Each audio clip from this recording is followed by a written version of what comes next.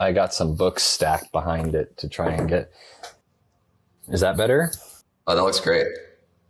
Now we can see that pop collar. Now we can see that. Damn. Let me make sure I know that Miami shirt, dude. which books I'm using. All right. Yeah, now we can definitely tell that you're in Florida. Dang, that Miami boy. That island boy, dude. Keep that one up.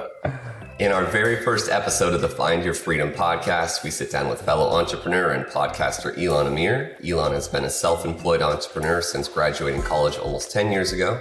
He specializes in helping CPG brands launch, grow, and scale their e-commerce businesses, mainly on Amazon. His expertise is in driving growth and brand awareness for online-focused businesses. He has also worked and invested in the crypto fintech space for the last 5 years. Elan and Doug were neighbors and met at a pool about 5 years ago. It's been the beginning of a beautiful friendship.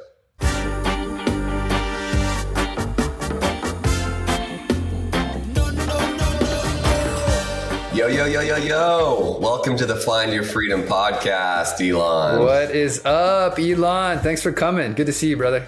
Thanks for having me. I'm excited. Let's talk freedom. Elan, when Doug and I first started discussing whether or not we wanted to do a podcast, you were one of the first guests that we thought about interviewing. We think that you completely embody what it means to be an entrepreneur, and we're super excited to share your story, brother. Thank you. I'm honored. I'm honored to be the first. Yeah, so John and I, as you know, we both kind of started out in the corporate world, and that was our path where there was very little freedom. And, it kind of felt like that was how you start. That's how you do the grunt work, getting going, and then you can eventually get there. And you kind of went straight to it. So you want to talk about that a little bit and share with our audience about how you skipped over the corporate part of the journey? Sure. Yeah. I guess I could say I skipped over the corporate part of the journey as an adult, but as a young hustling entrepreneur, I worked many jobs. I think I've totaled it up to like 18 or 19 different jobs in my life and career. I started pretty young. I would sell lemonade on the street in front of my house, and I would sell brownies in front of the street, regular brownies. And all of a sudden my life changed one day when I was selling 50-cent cups of lemonade, and some guy walked by and said, "I don't want your lemonade, but I want the table that you're selling this on." And it was like, I don't know, $50-$100 table, and it was nothing unique. It was very simple brown wooden corner table. And the guy wanted it, and I said, "It's not mine, it's my neighbor's. Let me get permission to sell it. Give me your number." And I called her, and she said, "Sure, sell it for $100 or something. Give me 50 and you keep 50. And all of a sudden in 3 minutes, I made $50 instead of 50 cents selling lemonade. And that turned into sports cards and flipping sports tickets for a mentor. Wait. This is not normal childhood stuff. So who got you even thinking about selling lemonade? Yeah. So my parents are actually corporate people. My mom worked in marketing and sales for financial institutions for many, many, many years. That's all I knew growing up. And my dad was a hardware engineer, working at tech startups, kind of built the backbone infrastructure of the internet back in the early 90s. And I just knew that a corporate setting was never for me. In fact, they took me to a psychologist at a young age to try and figure out what I was going to potentially do with my life. And they had, I guess, the results came back, and it was one of two situations was going to happen. Number one, I was going to end up in prison and be a felon, or number two, I was never going to work for someone and have my own business. And fortunately, my parents had that guidance early on, and they always encouraged me to explore and follow my heart. And I think as entrepreneurs, there's never really a destination, right? The journey, and Gary Vee and a lot of successful entrepreneurs talk about this. The journey is the destination. Whether it's this business or the next business, an entrepreneur never really logs off. Their brain is always thinking about what could be next. How can I work for myself and turn a profit rather than, trade time for dollars, even at a high level in corporate America. So can you talk a little bit more about how what your parents are saying to you that are giving you these ideas? It sounds like not a standard education to be even thinking about what's my kid going to be doing when he grows up, and I hope he doesn't turn into a felon. Yeah. We're glad you're not a felon. Me too. I think they are also. Their hard work paid off. And so, I can't remember specific conversations where they would sit down and teach me entrepreneurialism or entrepreneurship. But I think it was just a daily scope of life where my dad was the most handyman. I mean, he still is around, but the most handyman that I've ever met. Like one time the washing machine broke. And so he took the motherboard off and was soldering like all this stuff. Awesome. And he always made me sit there and watch, even if it was fixing something on the toilet or putting grout in the shower. Like I had to watch whether I wanted to or not. And he would always tell me, one day you'll appreciate this because you'll own a house and you don't want to have to call a plumber for $400 to get the toilet fixed when you could do it by just replacing this rubber ring. Right.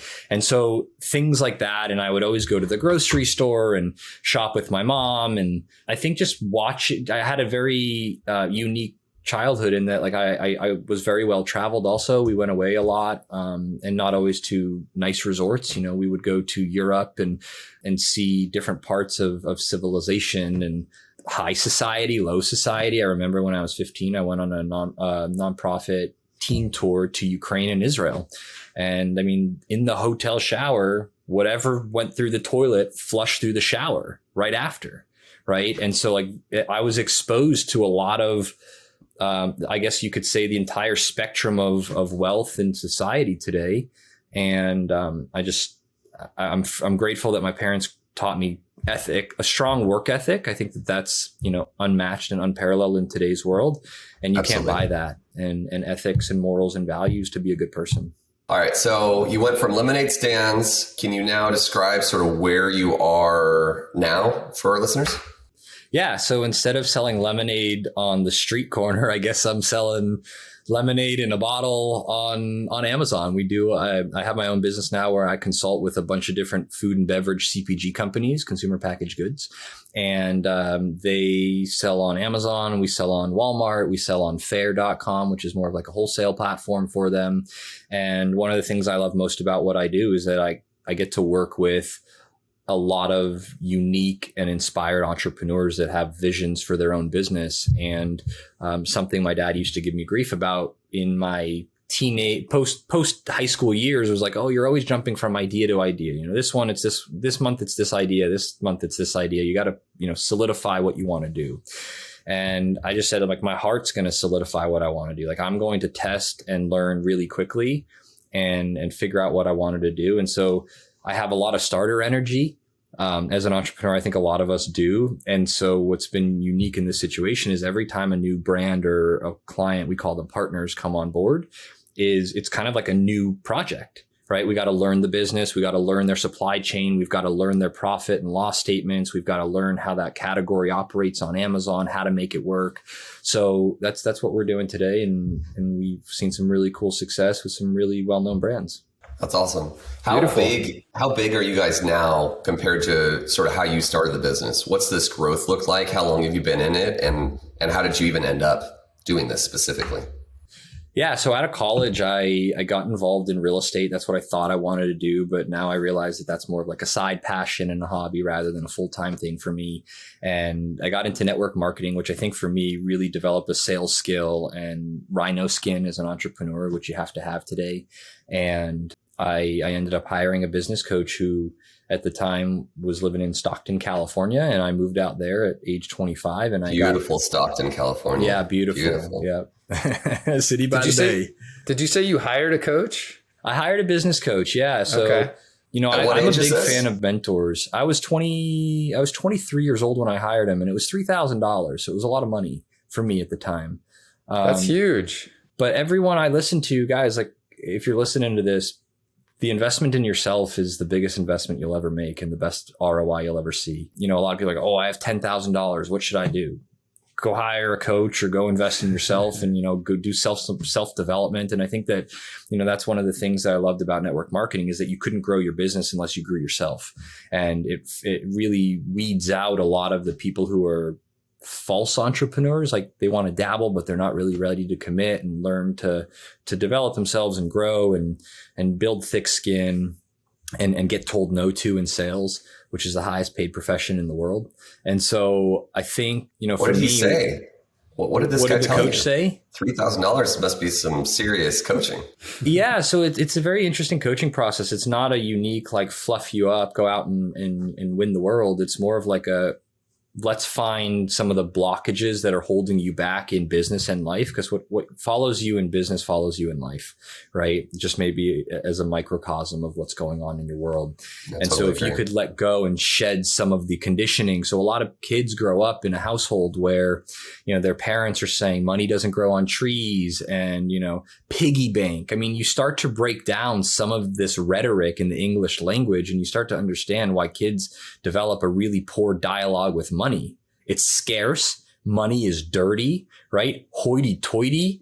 Like, those hoity-toity people live in those. Like, this is all conditioning that has happened. And then people don't think that they're worthy. We don't talk about our money. We don't talk about what we earn, things like that. And so as a young kid, if that's all the conversation that you're hearing, and this is what he used to say, you're having 20,000 meals with the wrong financial advisors by the time you go to college, right? And if your parents don't have a successful mindset, you're not going to get that. And if they don't have good dialogue with money, you're probably going to have bad dialogue with money, which means you'll go and work a job. And there's nothing wrong with jobs by all means, but you may not be as inspired to become financially free. So yeah, I hired him, and he ended up hiring me after our coaching. And I went to California to work for him, and he really helped me understand. I mean, yes, my parents were fantastic, but there was obviously some conditioning that is not only a product of them, it's a product of their parents and those parents, right? So it's one big lineage. And unless you take the responsibility to break some of that money dialogue or habits and routine in your life, then nothing's going to ever change. And so after that, I got involved with digital marketing, and my next mentor led me to open up my eyes to Amazon and what was possible. So that all started as retail arbitrage. I would go into TJ Maxx and Home Goods and Marshalls and buy products and rip the labels off and bundle them together and then send them in for the holidays and crush it. And I'll be like, oh, this was cool. And there was a hustle. There's always a hustle, right? Whether I was young selling baseball caps and sports cards, or slinging mugs and candy that I was buying at Home Goods. And then I would go to the vendors and I'd buy pallet loads and not touch product anymore. And I started a podcast, much like you guys, and it was called The Foodpreneur, where I interviewed entrepreneurs behind health conscious food brands. And so I would interview people like Nick Ingersoll from Barnana and Diana Trout from Health Aid Kombucha, some pretty well-known brands. And at the end of those conversations, one thing would lead to another, and they'd ask me, what else do I do? And selling on Amazon was what I did at the time. So that led to where I am today. I had no desire to go and build an agency. In fact, if I had to do it again, I wouldn't, just because there's no exit. Like, you don't go into an agency model to have a multiple upon exit. But it's been interesting, and I love it. And I've learned so much and grown so much, and my network has grown significantly as well. Sounds like it's been a lot of fun. I mean, you kind of light up when you're talking about it. That's really nice to see. One of the things I wanted to touch on from what you said was your coach. Sounds like there was a lot of reprogramming that took place as part of, what you got for your $3,000. How do you think about coaching or hiring a coach for most people that are in their early 20s, maybe just getting out of college and thinking about getting into business? Do you look at it as something that is kind of a solution that would work well for many different folks in that stage of their life and career? Or do you feel like it was specifically good for you, given your circumstances? Yeah, it's a great question. I was at the point in my network marketing career, so to speak, where I really wanted to level up. There were kids around me making $250,000 a month. I know that sounds crazy, but I was 23 and kids were making $250,000 a month around me. And I was like, how come I'm making like $5,000 to $8,000 a month? Like, what's the difference here? And, I've read all the books, Think and Grow Rich. I read Napoleon Hill. I read, Eric Thomas. I read Bob Proctor. I listened to all those guys. Like, I didn't listen to music in my early 20s. It was all personal development day and night, right? Napoleon Hill, like I said, Bob Proctor, a lot of these guys, Zig Ziglar, for sales. And so it was just reprogramming names, constantly putting positive information in my mind. And so I think today, in the day of information, you don't have to go out and hire a coach. You can go out and get free mentorship from the biggest and the best in the world, Tony Robbins, right? Like he has podcasts like Find Your Freedom, and where there's all these guests. And I think the most important part is to find a mentor, and a mentor doesn't have to know you. You just have to know your mentor, right? So like Gary Vee was a mentor for me at one point, because I listened to him all the time. That's all I listened to, and just like the hustle and the grind. And it started to resonate with me, and not everyone will resonate with each personal development leader. And so eventually you get really clear on what you want in life or in a specific business. And then you go out and seek a coach. Right. But I think if you're young and you don't have the money, you don't have to hire a coach. There's free information and books and YouTube today. Yeah. I wanted to highlight too, one thing that you said there, as far as a lot of people, especially younger people, I think have a challenge with prioritizing their time and figuring out what to be doing with their time as they're getting started. And, the days come and go, and they're like, what did I do today? What did I accomplish today? And one of the things you just said there is, I didn't really listen to music all that much. I was listening to all these mentors who are offering courses online, who are doing podcasts, who are, putting out that content to be able to, help and coach young people that are looking to come up. So I think one of the takeaways there from what you said is spend your time absorbing and soaking in that information, as opposed to maybe just, listening to music when you have some downtime.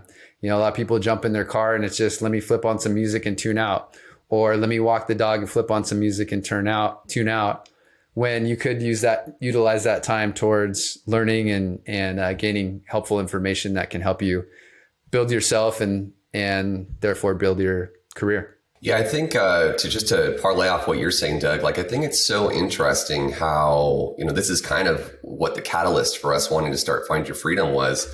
There's all these different stories about how people have started their businesses or the path they took to find their own freedoms.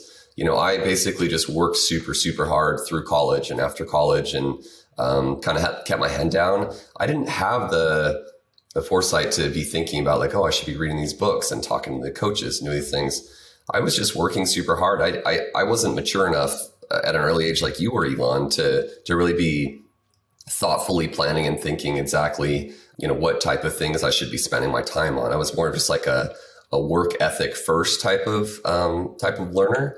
And then I was fortunate to have, like you said, some mentors that gave me a lot of really good advice. And then once I started realizing that I was getting older, my upper 20s, then I really stepped back and kind of started thinking more along the lines of where you were. It's like, oh, wait a minute. How do I want my life to look? Am I going to be able to have kids and spend a lot of time with them if I'm working 12, 14 hours a day?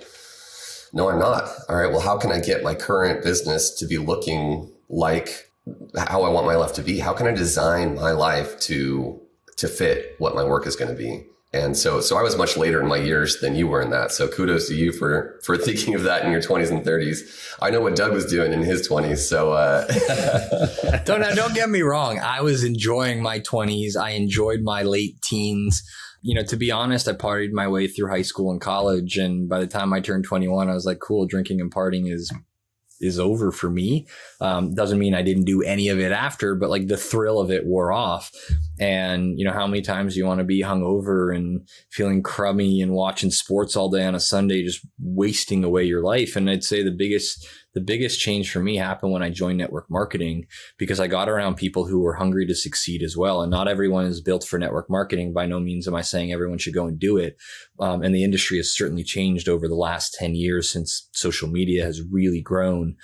But there's definitely merit in surrounding yourself with winners, right? And I heard this in probably my early days in network marketing. It changed my life forever. You're an average of the 5 people you spend the most time around, right? And in college, I hung out with great people and they were great friends, but they weren't the type of people who were as driven and as success minded as I was after college. And so I had to get really real with myself and say, hey, these are friends I'm going to see maybe once a week or once every couple weeks instead of every day, right? And my dad used to tell me as I went to college, work really hard these next 4 years and the next 40 will be whatever you want.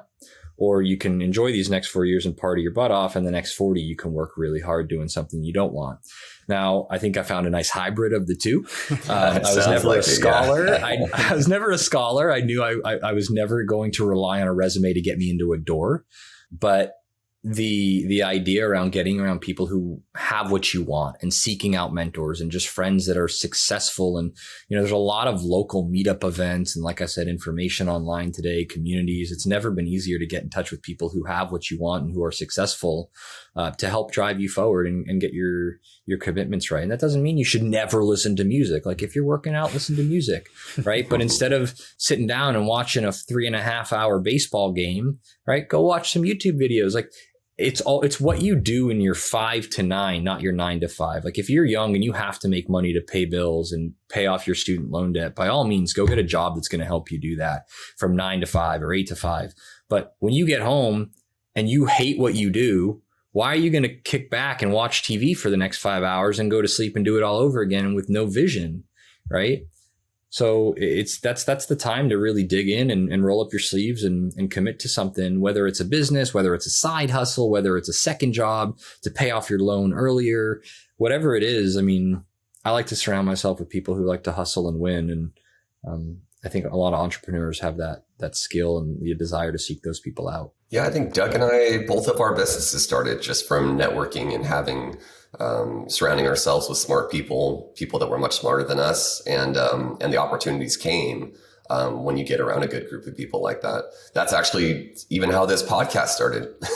Doug and I have these long conversations about our friends doing these incredible things, and we just thought like, wow, let's share their stories. This is so inspirational. Like, I come from a corporate background, and it took some real education from my mentors and friends to sort of pull the curtain out in front of me, so I could see behind the curtain that life didn't need to be this 5% raises and things, and there's nothing wrong with that stuff. But if you are looking for the opportunity to have more freedom and to run your own business, we wanted to give people the inspiration to hear these stories, because everyone has such a different path and different skill sets. And that's why yours is so interesting, because you really were an entrepreneur from the beginning. And Doug and I really didn't even see that side of ourselves until later in our lives. So it's such an interesting story. What do you think your biggest skill sets or traits are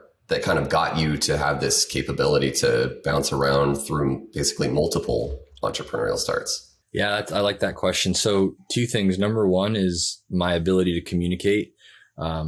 I took public speaking classes early in college. And I think that should be something that kids are taking today in kindergarten, first grade, second grade, like standing up in front of a classroom and speaking. And I think we're going the opposite. We just had our parent teacher conference with our 6-year-old's teacher. He's in kindergarten, and there's some public schools, I guess, mostly in the country, that the state governments are requiring that they are iReady, I guess they call it, which means they show up to kindergarten with an iPad and they do a lot of the work on the iPad. And that really kills critical thinking. It kills communication skills. So I think just being lucky that I know you guys joke at me being young, but I was born in 1990. I got to see the end of an era and the beginning of this new tech era. But why you got to rub it in how far ahead of us you are, bro? Why you got to rub it in?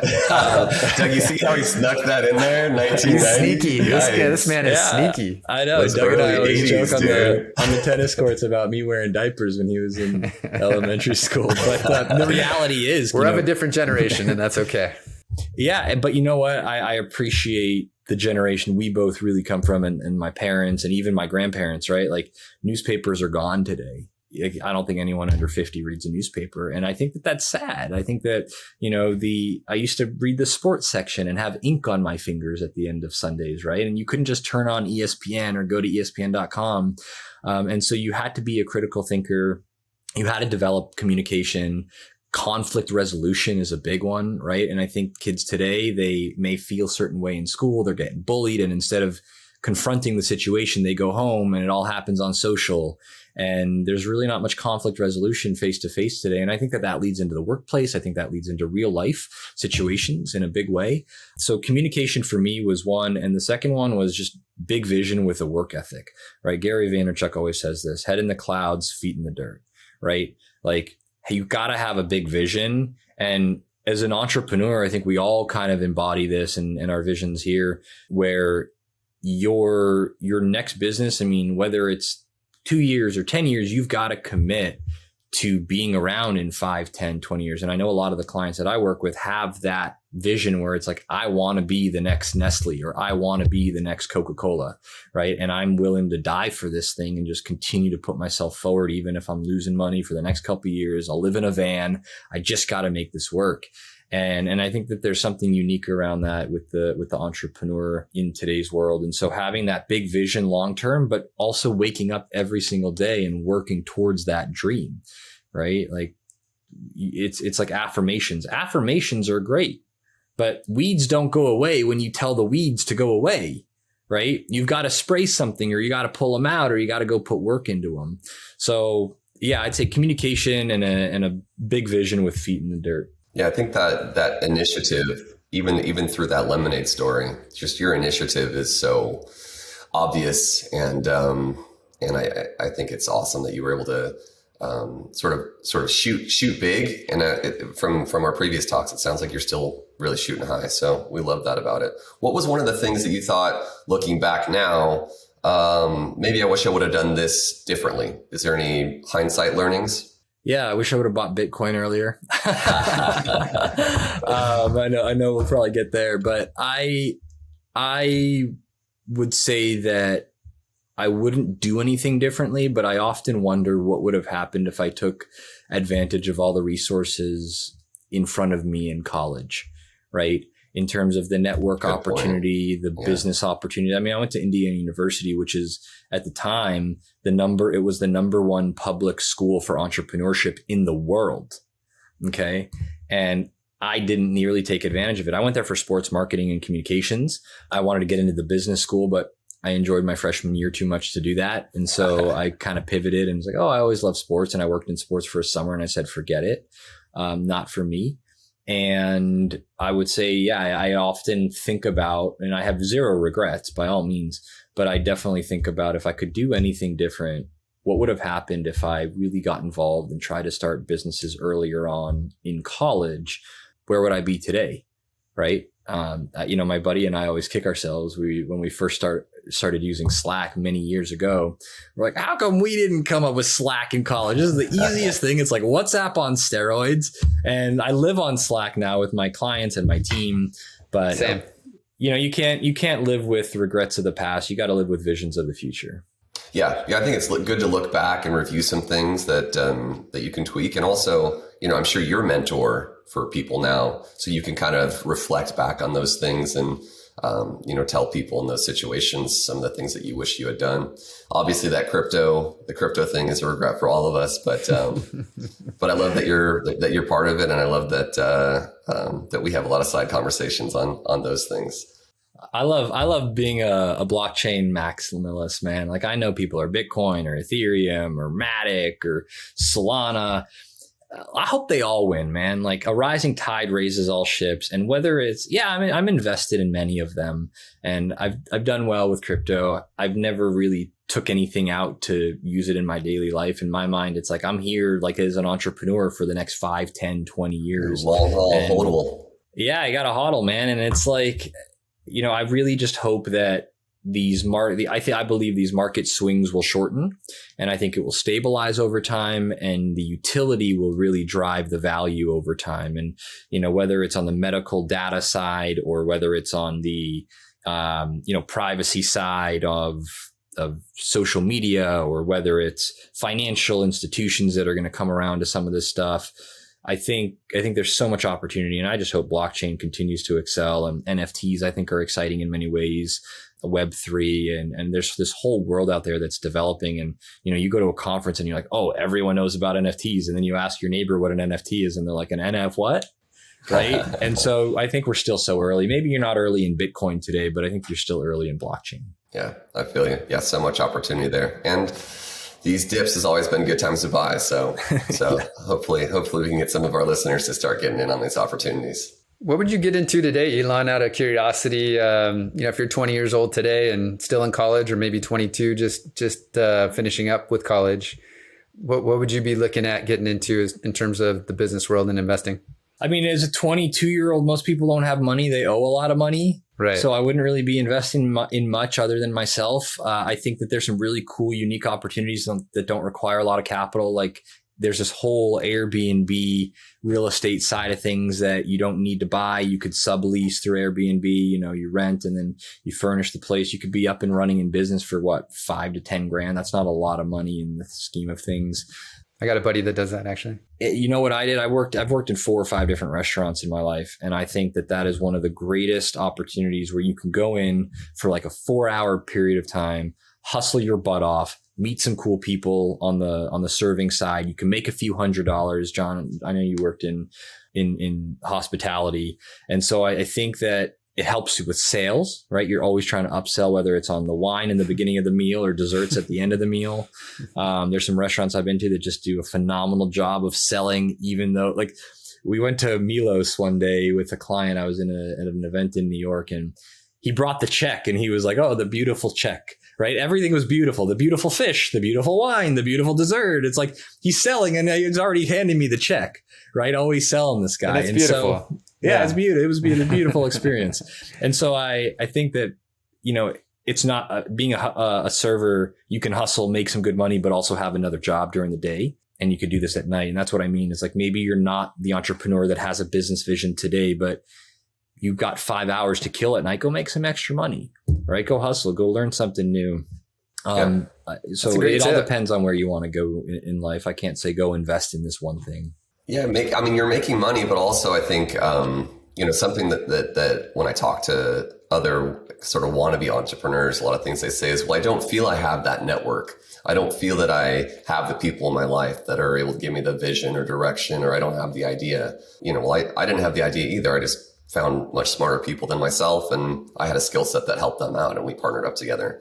But the restaurant idea is awesome because that's a great place to go meet successful people. Go get a job at a good restaurant. There's just so many opportunities out there if you look for them. And I think, go be a server.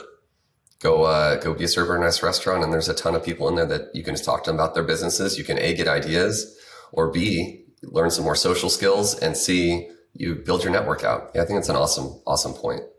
I used to have clients that would come into the restaurant and they'd have a super nice watch. And I was in my network marketing time or days at this time. And I got into watches and I was learning a lot about them. And I'm like, okay, you don't own $100,000 watch if you're just an average Joe. And so I'd start talking to him. I'd notice he ordered a $150 bottle of wine, like out of the gates, schmooze him. And I could tell, this guy's probably a good tipper. So my energy is going to go here.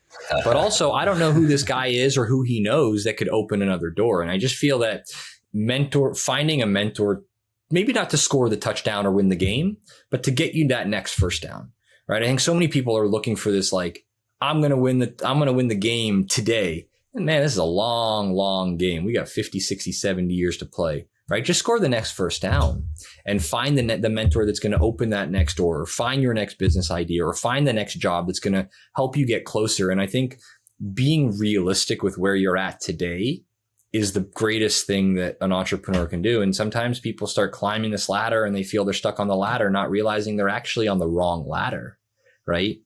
Move over a few feet, get on the next ladder, and you'll accelerate your growth. Maybe you can help me with this Tony Robbins quote. Elan, what does he say? People overestimate what they can do in 1 year and underestimate what they can do in 10. In a decade, yeah. And I think that that kind of speaks to what you're talking about, where, it takes a long time. It takes a lot of effort and hard work. But if you are willing to put that in and go 5-10 years in this game, you will get there, but people kind of want the overnight success. I think you mentioned, they see the people on their Instagrams flashing all this cash, and people think it's an overnight deal when that couldn't be farther from the case. But if they look at it in the long view, it's very attainable for all of us. So, and I think that people get the wrong idea today from some of these internet entrepreneurs, and I can't stand it. Like, I'm in the Amazon space and I see people all day doing these drop shipping course and driving Lamborghinis, and like, showing all this cash, riding a yacht. It's like, you're not making money on Amazon. I know the reality of selling on Amazon. The margins are not nearly what you believe them to be. A lot of these guys are going taking cash out of their dad's account, like waving it and then putting it right back. And then the other thing is it's kind of like this video game effect where there's instant gratification, right? And you have to put time in. I mean, you played basketball growing up for 15 years and you didn't go pro. Like, you went to practice every single day. You played tennis, you played piano, and where are you at with that today? Right. But when it's going to take 3 years of your life as a 27-year-old to go start a business, you don't got the time for it. Right. So I think just being realistic with good things in life take time and are worth the work. But that's, again, most people, 96% of realtors get their real estate license and never sell a home. Right. Most people never succeed at anything they do in life. And that's why if you're listening to this podcast, you're already in the 4%. Right. Maybe not financially, but you're already mentally in the 4%. That's crazy. What an interesting stat. So going back to the early days of the business, Elan, we all know that, there's so much adversity when you're first getting started. And like you said, a lot of people drop out when they get hit with that first adversity. How long did it take you in your business to feel like you got over that initial hump of where I remember going back every morning, I'd wake up for the first, 6 to 12 months, and I'd be kind of terrified waking up like, is this going to work out? Am I going to have to go back to the job that I left? And is it going to pan out for me?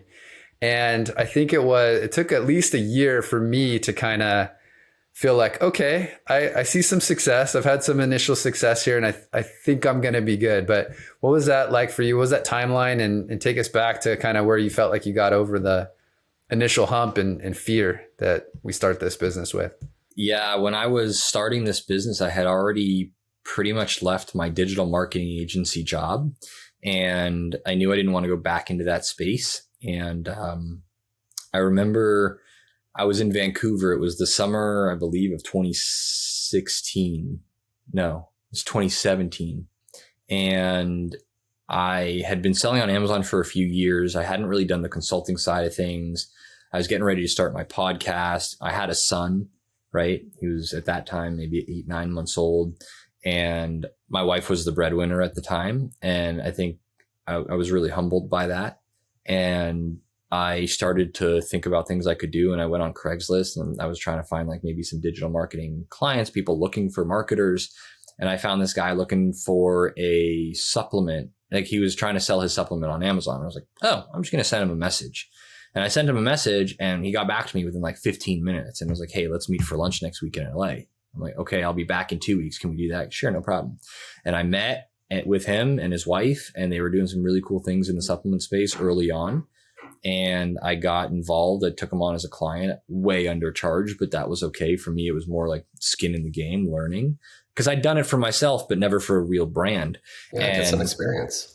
Yeah. And I went from that. I started my podcast. And so I started having these conversations at the end of those podcasts with some of the brand owners and, what do you guys do on your Amazon? And, oh, maybe you could take a look at it for us. Sure. No problem.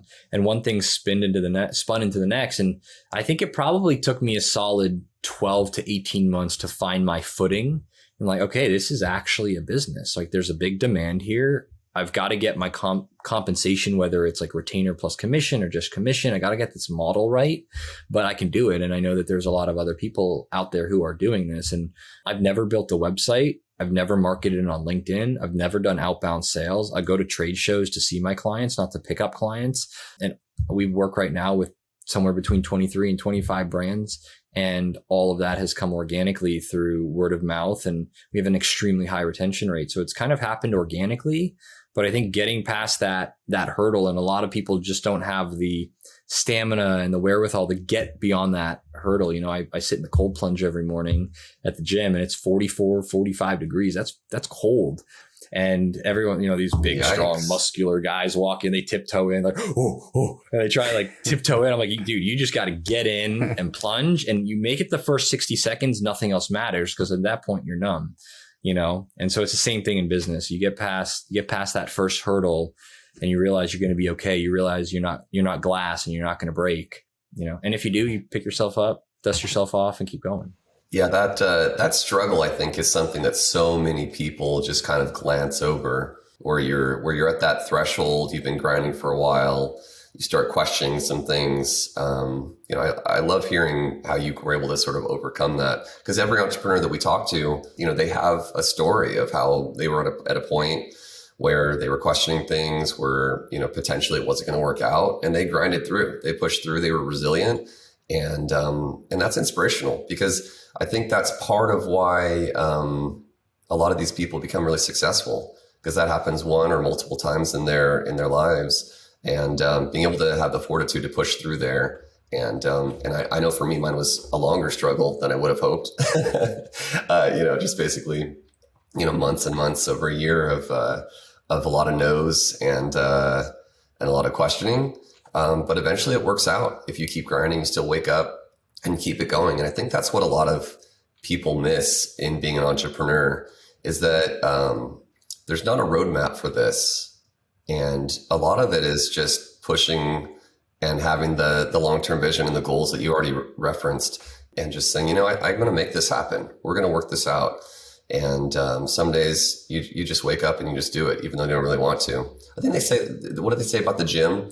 They say like 80% of the time that you do at the gym is just showing up, and then the 20% is where you get the gains. But just getting in there, I feel like that's what it was for me. And it sounds a lot like what it was for you. And I think part of what helps you get through the adversity is having good partners and having good mentors. It sounds like you've had a lot of influential mentors in your journey and in your career, but I don't believe you have ever worked with a partner in any of your ventures. Is that...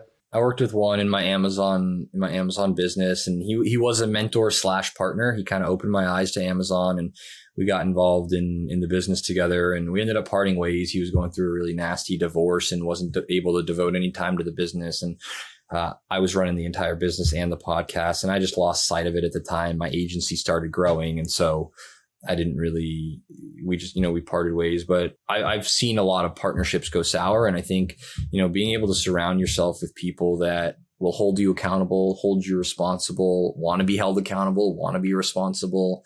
But a lot of those dark times, people shine through that because of the people they're surrounded by, right? And if you're an average of the 5 people, like I said earlier, you spend the most time around, and you're going through a dark time, and your buddies are partying and think about, girls and drugs and alcohol and whatever, it's like you're on this journey. You got to cut through a lot of that clutter and surround yourself with people who are going to challenge you to improve and get better. Yeah, Doug and I have been really fortunate to have pretty solid partnerships. And, I think that that's really benefited me, mostly because like I said before, I didn't have the vision, and I partnered with people that sort of filled the puzzle pieces that I didn't have in my skill set. But it sounds like for you, you've been really successful with having a really diverse skill set that suited your specific industry really well. All right. So I've been using meditation and stoicism over the past few years. Elan, what activities or hobbies do you feel that have helped benefit and improve your life? Yeah. So I'm a big fan of meditation.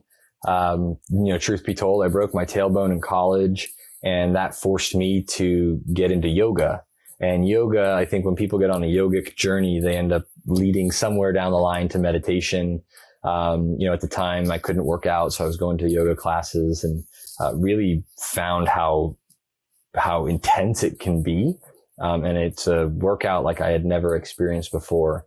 And so that led me on a meditative journey, which, then I married someone who was also very into yoga and meditation. And so that's become a big part of my life, and silencing the noise, putting blinders on.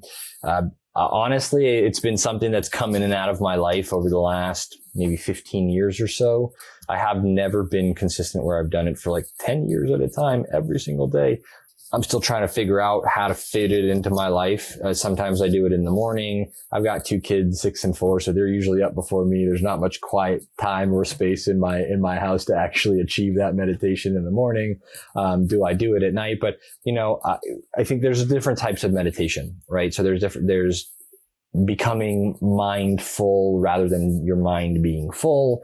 There's just awareness, which is similar to awareness meditation, but then there's also more of like manifestation meditation, which I tend to gravitate towards, where I try and gain clarity of what I want and create this vision. I'm a big believer in vision boards and, really having this vision pulling you and that's in front of you. So that's my desktop. All the little things I want my life to look like in the short, medium, and long term. And then something else that's really changed my life over the last 3 years is jujitsu. So I got involved in jujitsu maybe a year before COVID, something like that, and fell in love with it immediately. My buddy took me to a class 4 years ago. It took me a year after that to get back to finding a real gym that I could trust. Jujitsu, you can get injured very easily, and I wanted to find a studio or a gym where I knew that I could trust the people there. They were really good guys. The quality of the instructor and just their experience was top notch. And so I did find a home. Then I moved to Florida, so I had to find another one, which was great. Also, I found a completely different style of a studio. But jiu-jitsu forces you to be present in the moment. You can't be out there thinking about the email you have to send to your client or the report you got to finish, but being choked out by a 250-pound guy, right? You're there, you're present. And a lot of the times I go to early morning jujitsu. So, it used to be a 6 a.m. class where I went in California. Here in Florida, it's a 7 a.m. class, but you get out of there and you're drenched and you're exhausted. And it's like, you don't have energy to fight with some guy who cuts you off in the street. He starts honking and you're like, go, dude, I just got choked out for an hour, right? Sounds like a good start to the day. It really is. It sounds awful, but it's great. It's kind of like the cold plunge in the morning. That's awesome. Yeah. Our goal through this Find Your Freedom podcast is really to provide inspiration and food for thought, for aspiring entrepreneurs. And I think you've really done a solid job of that today. So I just want to be sure to reiterate, we super appreciate you sharing your story. Let's finish with the question that we usually like to plan on finishing our podcast with. What tool, podcast, book, resources, any other resource, have you used that you feel would best benefit our audience? Yeah. So two, namely, number one being Think and Grow Rich by Napoleon Hill, which is a time-tested book. I think that thing was written in like 1930s or something. Yeah, it's like that. Written right after the Bible, right? Something like that. Yeah. Something that one goes way back. Yeah. That's just going to help you get your mindset right. It's going to help you get your network right. He talks about the power of your inner circle, right? And so that's a phenomenal one. And that's not a book that you read. I'm not a big fan of, like, when it comes to personal development, there's books you can read and move on from, but then there's books that you study, right? Like, that's a book that you can read 10 times, 20 times, 30 years later, and you're still reading and studying lines from it, paragraphs from it. So that's one that's always next to my desk. And then, from a podcast perspective, as an entrepreneur, I think there's no greater excitement than learning and hearing the stories of entrepreneurs behind the brands that they've built, a lot of them being major brands that have infiltrated our lives today. And how I built this with Guy Raz on NPR. It's available on Spotify and everywhere else. That's a good one. Love that one. One of my favorite podcasts. And that's actually the podcast I built my original podcast off of. So love those two. But, we talked about a lot of self-development names out there, Tony Robbins, Bob Proctor. To find the mentor, like we talked about earlier, find the mentor and a leader in your space, whether you're in real estate or whether you're in, you're a financial advisor or whatever have you. There are successful people putting out content, and I think just studying them to help you get to the next level. That's awesome. Yeah, it's so good to be able to really just have the recommendation. I think most people miss that chance that they have, like us when we were starting this podcast. Oh, let's go listen to some podcasts about how to start a podcast. It really is, there's so many opportunities out there, and we appreciate you sharing your inspiration with us today.